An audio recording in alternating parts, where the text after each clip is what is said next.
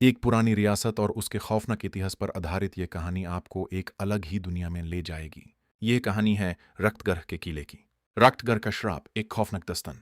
राजस्थान के रेगिस्तान के बीचों बीच एक किला खड़ा है जिसे लोग रक्तगढ़ कहते हैं कि 400 साल पहले यहाँ राजा विक्रम सिंह का राज था। राजा जितना बहादुर था उतना ही जिद्दी भी। उसने एक ऐसी शक्ति को हासिल करने की कोशिश की जो इंसानों के लिए नहीं बनी थी। एक अमावस्या की रात राजा ने किले के तहखाने में एक तांत्रिक के साथ मिलकर अनुष्ठान शुरू किया। मकसद था अमर होना, लेकिन बाली चढ़ाने के वक्त कुछ गलत हो गया। पूरा महल चीखों से गूंज उठा और अगले दिन वहां एक भी जिंदा इंसान नहीं बचा। सिर्फ बचा तो वो किला जो आज भी काला पड़ चुका है। कहानी आज के समय में आती है। आर्यन, एक हिस्टोरियन, इस किले के राज खोलने वहां पहुंचता है। गांव वाले यूसे चेतावनी देते हैं, साहब सूरज ढलने से पहले वापस आ जाना, क्योंकि रात को वहां राजा अपनी सभा लगाता है। आर्यन ने बात अनसुनी खड़ दी। जैसे ही वो किले के मुखिया द्वार से अंदर घुसा, उसे महसूस हुआ कि हवा का तापमान अचानक गिर गया है। उसने अपने रिकॉर्डर में पहला नोट दर्ज किया। दोपहर के 3 बजे हैं, लेकिन यहां रोशनी धुंधली है। शाम होते होते आर्यन भटक कर महल के उस हिस्से में पहुंच गया जहां कोई नहीं जाता था। वहां एक बड़ा सा दरवाजा था जिस पर सोने की जंजीरें बंधी थी। आर्यन ने जैसे ही जंजीर को छुआ, उस किसी के रोने की आवाज आई। बचाओ, मुझे आजाद करो। वो आवाज किसी औरत की थी। आर्यन ने हिम्मत करके दरवाजा तक खोला। अंदर का नजारा देखकर उसके पैरों तले जमीन निकाल गई। वहां दीवारों पर पुरानी लिपि में खून से कुछ लिखा था। बीच में एक बड़ा सा सिंहासन था और उस पर एक ढांचा बैठा था जिसने शाहाना पोशाक पहनी थी।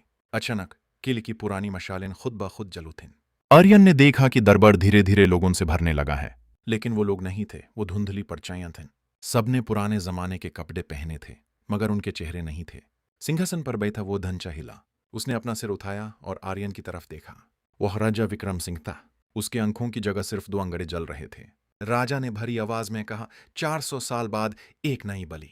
आर्यन ने भागने की कोशिश की, लेकिन दरवाजे बंद हो चुके थे। आंखों से चीखें निकल रही थीं। राजा ने बताया कि उस रात अनुष्ठान में उसने अपनी ही रानी की बलि दी थी, लेकिन तंत्रिक ने उसे धोखा दिया। राजा अमर तो हो गया, लेकिन एक प्रेत राजा बनकर इसी किले में कैद हो गया। अब उसे आजाद होने के लिए एक ऐसे इंसान का खून चाहिए था जो दार से कांप रहा हो। आर्यन ने देखा कि रानी की रूह भी वहां थी, जो उसे इशारा कर रही थी। रानी ने उस तांत्रिक के उस पुराने चक्कू की तरफ इशारा किया जो सिंहासन के नीचे गिरा था। आर्यन ने पूरी ताकत लगाई और उस चक्कू को उठा लिया। जैसे ही राजा उस पर झापटने वाला था, आर्यन ने वो चक्कू राजा के दिल में घोंप दिया।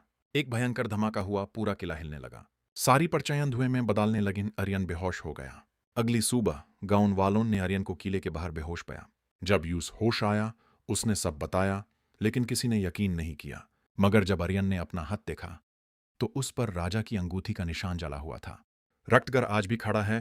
कहते हैं आज भी वहां से तलवारों के टकराने की आवाजें आती हैं, क्योंकि राजा अब भी वहां है, बस एक नए शिकार का इंतजार कर रहा है।